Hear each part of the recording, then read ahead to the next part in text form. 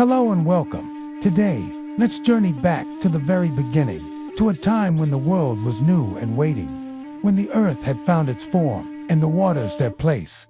God looked upon the quiet world. Mountains stood like silent witnesses.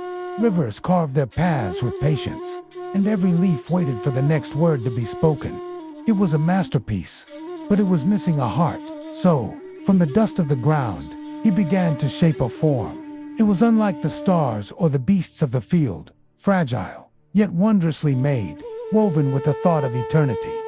Imagine this: the same hands that had stretched the heavens now touched the clay of the earth. He formed eyes that would see the sunrise for the first time, hands that would hold the world, and a heart that was designed to long for its maker. This form lay still, a perfect but lifeless sculpture.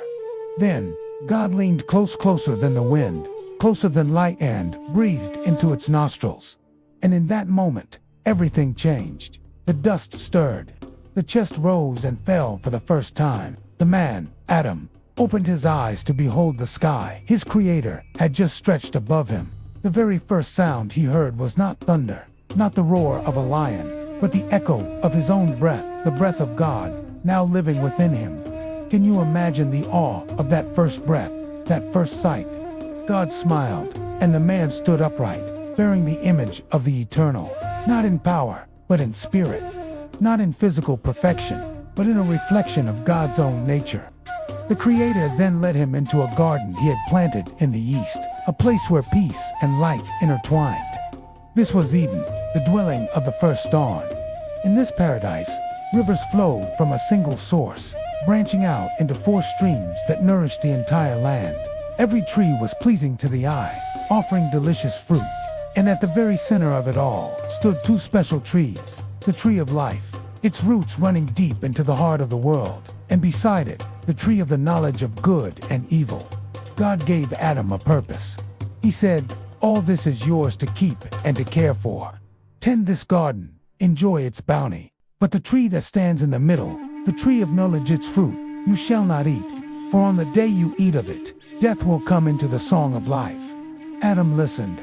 He understood the words, but the concept of death was foreign to him. In a world brimming only with life, what could death even mean? The warning hung in the air, a single rule, in a world of absolute freedom. As the days passed, Adam named the animals and cared for the garden. He walked with God in the cool of the day.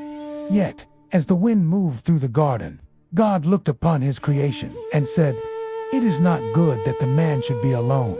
A perfect world was still incomplete without companionship. So, God caused a deep sleep to fall upon Adam. And from this deep, peaceful rest, he shaped another being. This new creation was soft, where Adam was strong, gentle, where he was firm.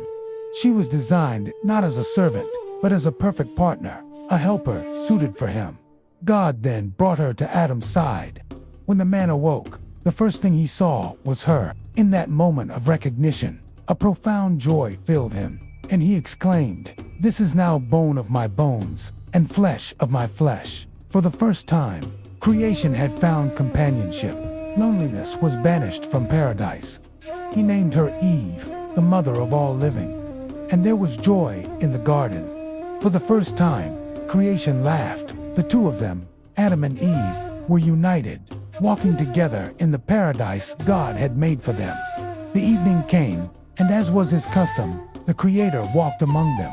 His presence moved like a gentle breeze through the leaves, and the garden glowed with quiet fellowship. In this perfect harmony, the breath of man met the breath of God. The world was no longer empty. It was filled with life, with love, and with a relationship between the Creator and his most cherished creation.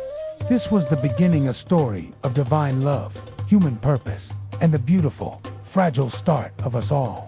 Thank you for joining me on this journey back to Eden. If this story touched your heart, please give this video a thumbs up and subscribe for more stories that explore the depths of our shared beginnings. We'd love to have you in our community. See you in the next video.